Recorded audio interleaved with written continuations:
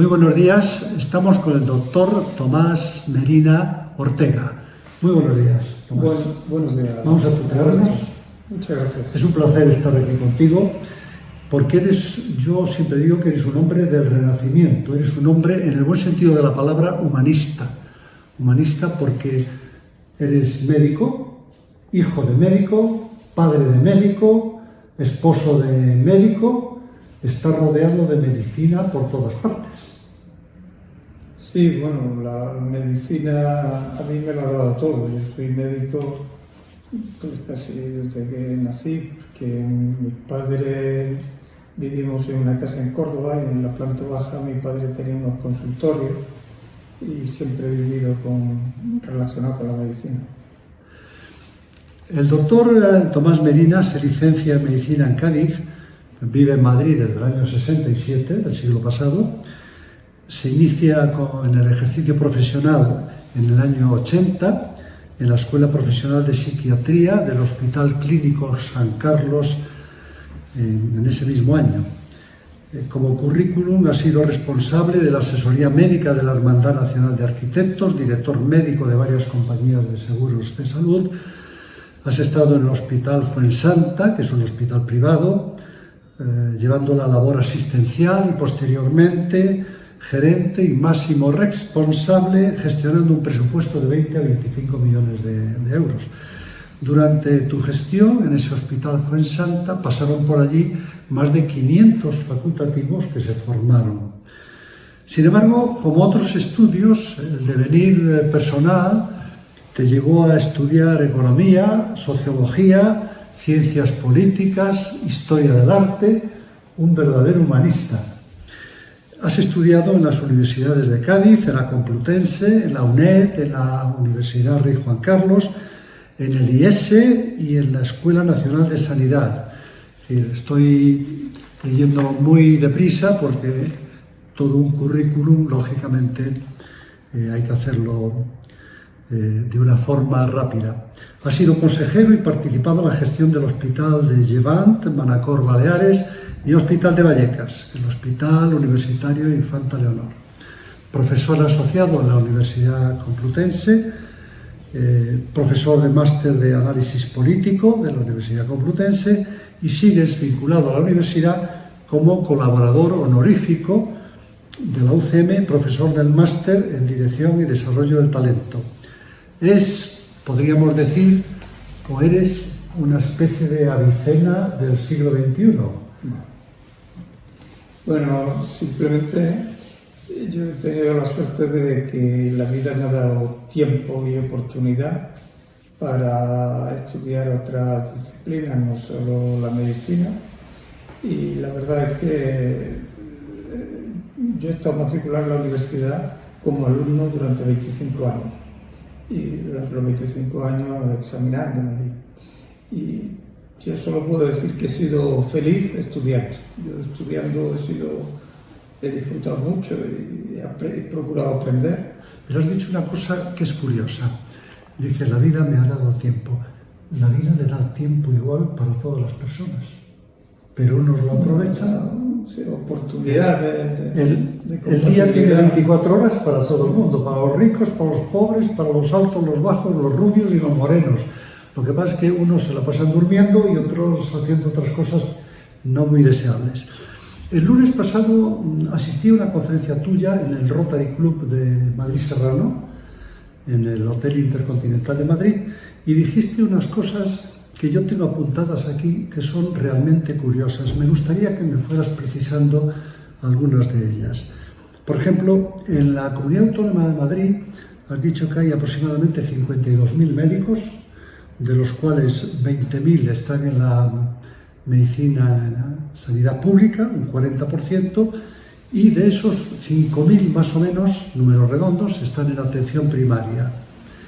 ¿Esto a ti te parece una buena proporción o cómo lo ves?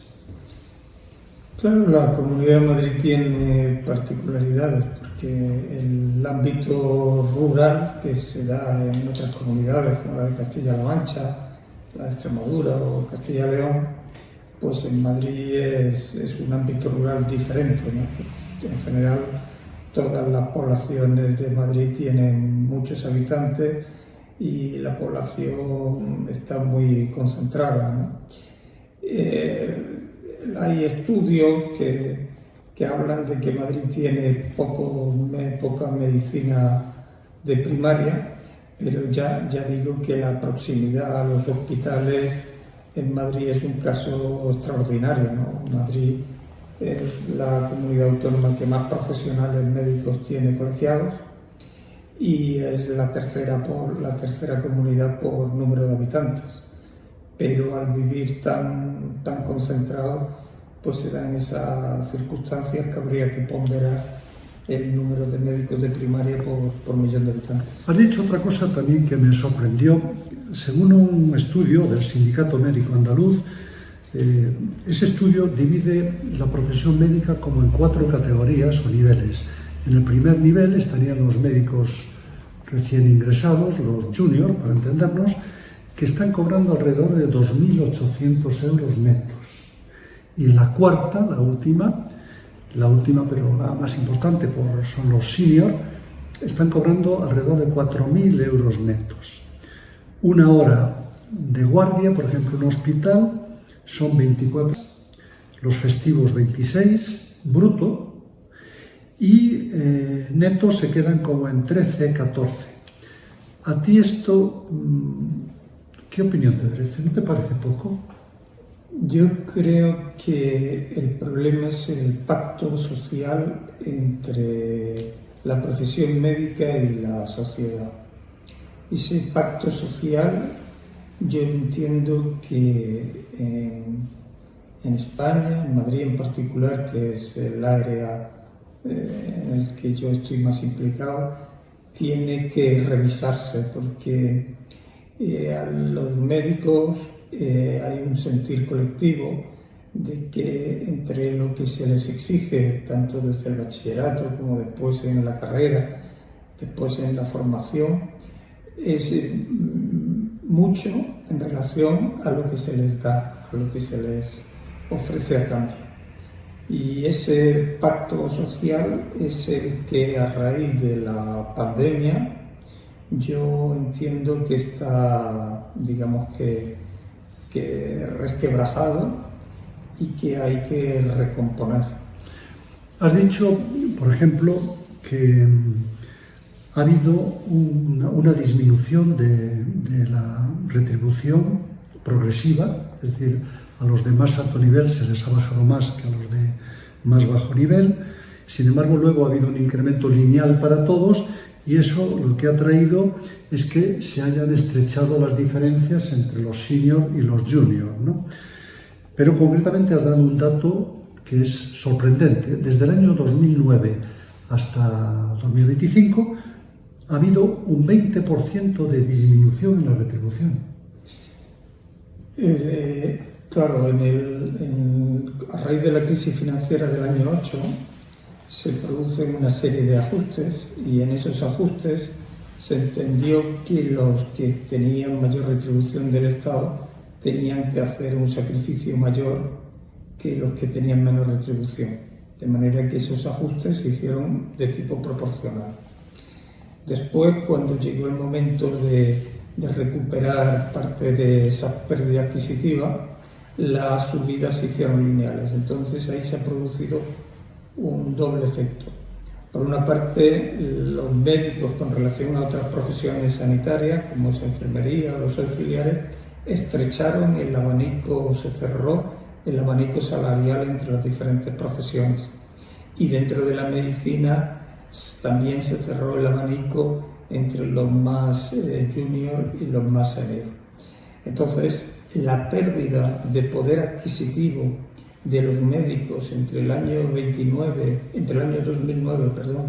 y el año 23 se ha reducido, la pérdida de poder adquisitivo se ha reducido en un 20%.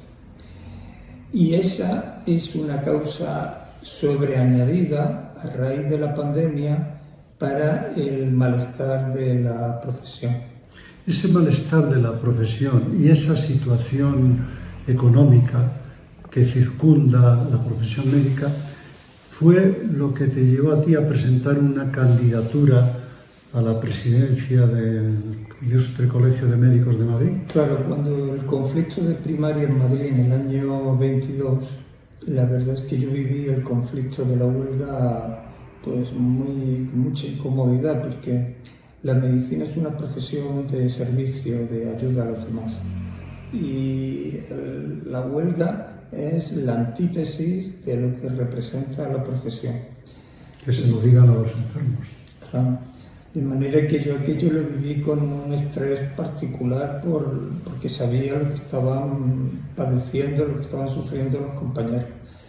Y entonces comprendí que esa situación de conflicto no era particular, sino que iba a ser reiterada en el tiempo y que ese malestar se mantenía.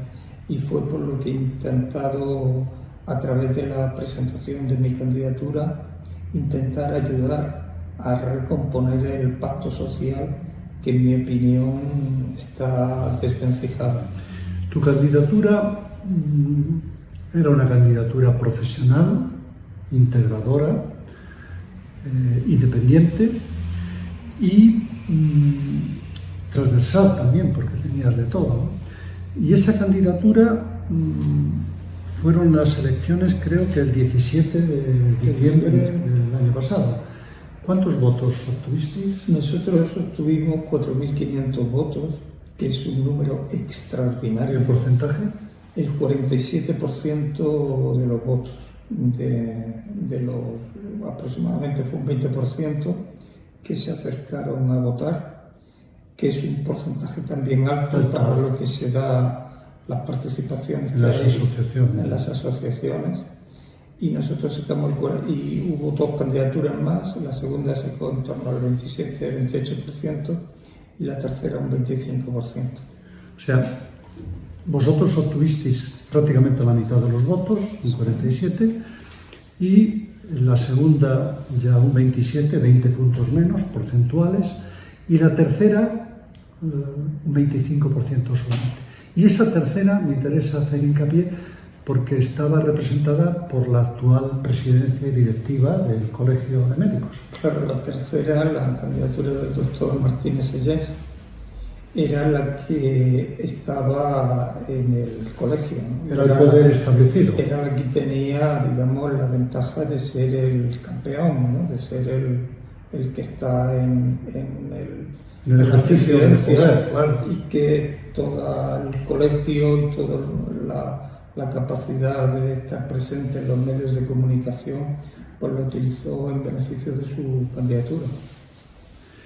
Y tú, para presentarte, lógicamente, de acuerdo con los estatutos, tuviste que presentar la candidatura, no tuviste ningún problema, o sea, te admitieron, Nosotros presentamos una candidatura que se compone de una lista de 11 miembros, de candidatos a la Junta Directiva, y una lista de 250 candidatos a compromisarios de la Asamblea.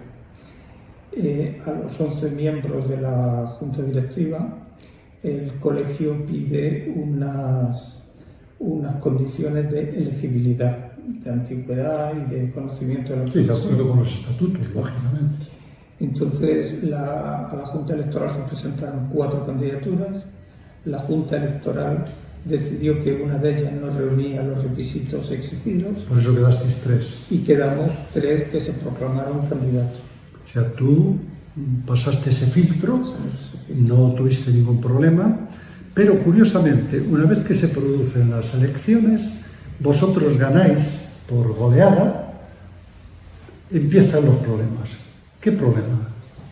Entonces, el doctor Martínez Sellés presentó un recurso de alzada ante la Comisión de Recursos del colegio para que se impugnara mi candidatura como candidato a presidente. Pero perdona, lo digo para los que nos están viendo, este es un lío un poco jurídico-administrativo. O sea, tú pasas el filtro, te dice que todo está bien, y una vez que resultas ganador es cuando dice, no, es que no pueden ser elegibles. Pero esto, como se diría vulgarmente, ¿cómo se come esto? Claro, pues es una cosa un poco paradójica, porque la Comisión de Recursos me exige a mí unas condiciones que la Junta Electoral no le ha exigido al resto de los candidatos. Y no solo eso, sino que esta comisión de recursos, en el recurso alzada, me pide una serie de documentación que yo aporto durante la campaña electoral, yo aporto a la comisión de recursos y la comisión de recursos guarda silencio. Se producen las elecciones con el resultado que hemos comentado y 30 días después del resultado de las elecciones, la comisión de recursos resuelve el recurso alzada interpuesto por el doctor Martínez Sellés y dice que yo no reúno condiciones para ser candidato. O sea, eso lo dice 30 días después de las elecciones. Antes no dice nada, has pasado el filtro de la Junta Electoral, todo estaba bien, pero ¿no crees que eso era porque ellos pensaban que ibais a perder? Claro, parece que eso fue una carta que tenían guardada en la manga y que confiaron en que ellos iban a ganar las elecciones. Después, ante el resultado, y no solo el resultado, sino la prueba de que la profesión dio la espalda a la candidatura de Martínez Sellés, quedando en último lugar, entonces fue cuando estuvieron un mes en conciliarlo y resolvieron que me tenían que intentar dejar fuera, considerando que no reunía condiciones para ser candidato. Es que parece que ellos lógicamente estaban esperando que perdieras y dice, como has ganado, pues se meten en el proceloso mundo administrativo de los recursos, que supongo que tú te habrás opuesto a esa resolución de la Comisión de Conflictos o de la Junta de Conflictos, como se llame, y eso os ha obligado a ir al contencioso administrativo. Así es, nosotros a las 24 horas de recibir la resolución de la Comisión de Recursos presentamos un contencioso administrativo y estamos pendientes de la resolución del juez. Ya, lo que pasa es que si cuando entras en un juzgado, normalmente arriba, que está en letra pequeña, la gente no lo puede leer, pero está escrito en todos los juzgados, pone algo así como traducido, ¿cuán largo me lo fiáis? Porque claro, entrar en ese mundo contencioso administrativo, que luego también se puede apelar, imagínate, esos son años que puede llegar la siguiente convocatoria. Claro, hay dos personas que pueden resolver esto antes de la resolución judicial. Una es el presidente de la Junta Electoral, que es un compañero médico, se llama Rafael del Río, y que él puede decidir el que nosotros, el resto de mi Junta sin mí, los otros 10 candidatos a la Junta, tomen posesión parcial del colegio y la abandone la Junta que ha perdido la selección.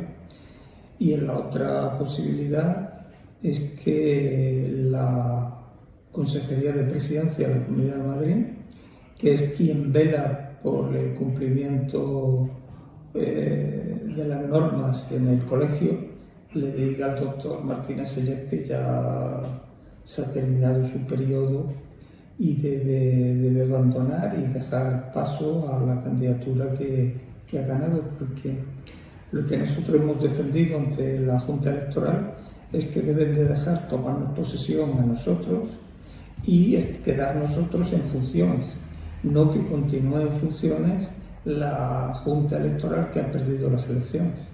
Pero esto, para la gente normal, que no sea experta en derecho, esto no deja de ser una especie de corrupción en la institución, una corrupción institucional del proceso electivo, del proceso democrático. Esto, lógicamente, yo creo que muchos médicos que han votado, la mayor parte por vosotros, por vuestra candidatura, estarán, supongo que frustrados y enfadados. Claro, nuestra candidatura fue una candidatura de amplia base social. Nosotros visitamos muchos centros de salud y muchos hospitales en Madrid y fuimos creando un programa que despertó ilusión.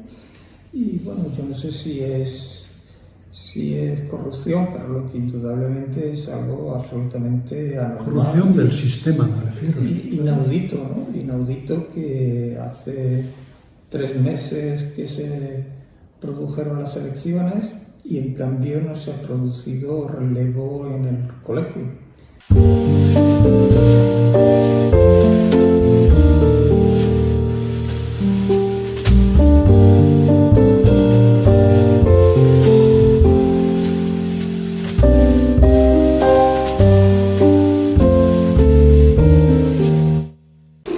Elecciones que fueron limpias, que fueron controladas por la empresa esta que cotiza en bolsa, que está, bueno, no recuerdo ahora. Y sí, un proceso democrático, limpio, y que, bueno, se quieren mantener en el colegio. No sé si lo que pretenden es que vayan pasando días para que vayan venciendo plazos de cosas que hayan hecho. No sé lo que pretenden, pero claro, es una situación muy incómoda. Hablando de esto de cosas que hayan hecho, he leído, y me gustaría que me lo confirmaras, en algún sitio he leído, lo tengo archivado, que aparentemente esta junta directiva actual, la que perdió las elecciones, han alquilado un inmueble, un piso concretamente, de muchos metros, no recuerdo ahora, lo han alquilado por un precio inferior a lo que le cuesta mantenerlo. ¿Esto es así? Sí, el colegio ocupa un edificio que es propiedad del Estado y que lo tiene en cesión de uso, pero el colegio tiene en propiedad un inmueble en la calle Esparteros de 800 metros cuadrados y donde estaba antiguamente la sede colegial. Entonces, ese inmueble primero se hace una reforma por valor de 876.000 euros y a continuación se alquila por un periodo de 15 años a una institución, a una fundación, y se le alquila por 2.700 euros al mes, que son 32.000 euros al año. Pero en las cuentas que presenta el colegio, presenta que ese inmueble le supone al colegio un gasto de 52.000 euros. O sea, alquilan por 32.000 un inmueble que le cuesta un coste 52.000. Y se lo alquilan una fundación. Se lo alquilan por 15 años, es decir, que durante 15 años los médicos de Madrid van a estar poniendo dinero todos los años para cubrir los gastos del colegio, del inmueble y de esa fundación. Y además resulta que esa fundación, a continuación de firmar ese contrato, nombra patrono de la fundación al doctor Martínez Sellés. No lo nombra patrono de la fundación y lo publica en el Boletín Oficial del Estado el 16 de diciembre del 24. ¿Y esto lo sabe la Comunidad de Madrid? Yo creo que sí. ¿Se ha publicado en está publicado, ha salido en prensa, ha salido en medios. Y bueno, es una cosa, pues, o sea, que ese doctor, como se llama, Martínez Sellés, firma un contrato de alquiler en detrimento de la institución colegial que representa, a favor de una fundación que sale muy beneficiada, y luego resulta que este señor pasa a ser patrono de esa fundación. Así es de sencillo. Incluso en el debate que tuvimos en el colegio, el doctor Martínez Sellés incluso se permitió la licencia de decir que lo que había hecho era una donación del usufructo del inmueble a la fundación. Es una cosa que está por aclarar, que mi candidatura afirmó y tiene en el programa hacer una auditoría jurídico-económica del tema este, porque es un perjuicio del patrimonio común de los médicos madrileños. Yo creo que no hay que ser auditor para ver que 10 euros son más que 5. Claro, todo el mundo sabe que un piso en el centro de Madrid de 90 metros cuadrados ya te cuesta 1.500 euros de alquiler. Luego, si un piso de 90 metros cuadrados te cuesta 1.000 y pico euros de alquiler, como un piso 10 veces mayor, de 900 metros, te puede costar 2.700 euros. Porque en esos 2.700 euros el inquilino no paga ni comunidad, ni IBI, ni otros gastos del inmueble. Bueno, para acabar un poco como empezamos, diciendo que eras un hombre humanista, veo aquí que tienes un catálogo de pintura en Madrid de 2022, símbolos. Esta pintura, yo no sé si se ve al fondo, se ve un cuadro aquí con fondo azul, es tuya, ¿no? ¿Tú pintas esto? Sí, bueno, después de hacer historia del arte, pues tuve la osadía de intentar hacer algo de pintura y estuve matriculado en Bellas Artes, haciendo cursos de la Complutense. ¿Eres un estudiante? Sí, Perfecto. sobre la afición estudiante. Eso está muy bien. Pues ha sido un placer estar contigo. Muchas gracias. Nos has descubierto muchas cosas y te deseo lo mejor para ti y para el colegio, porque la verdad es que es sorprendente. Bueno, en fin, yo creo que la gente aplicando el mero sentido común se da cuenta que si tú alquilas por debajo del precio es porque estás obteniendo otro beneficio inconfesable, pero parece que lo reconoce que está ahí en la fundación. O sea, muchísimas gracias, Tomás. Muchas gracias, Alberto, un placer. Gracias.